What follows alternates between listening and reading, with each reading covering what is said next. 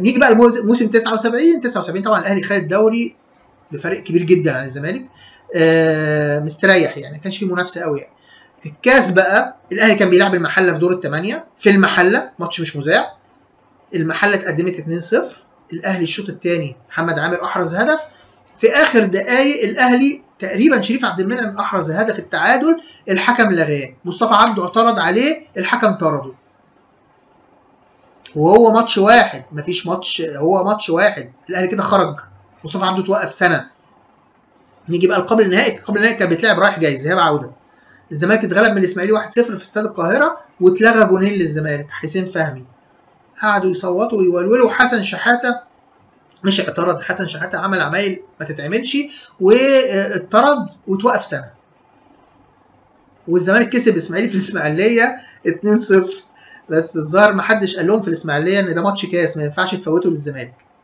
يعني الاسماعيلي كسب في القاهره 1-0 واتغلب هناك 2-0.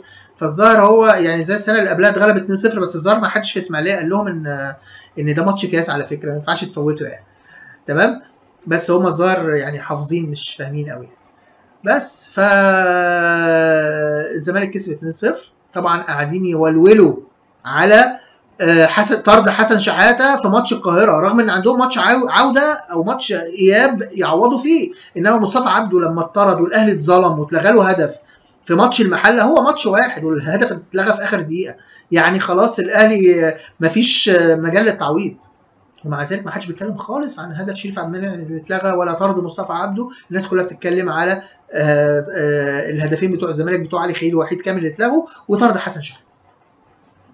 هم دايما صوتهم عالي في الميديا، تمام، وبيولولوا، بيصوتوا، بيجتزئوا الحقيقه، بيزوروا التاريخ، بيدلسوا، تمام، ويجتزئوا يعني بيستقطعوا جزء اللي في صالحهم ويخفوا الباقي عشان خاطر يبانوا ان هم مظلومين، ويقعدوا يصوتوا بقى ويلطموا سنين.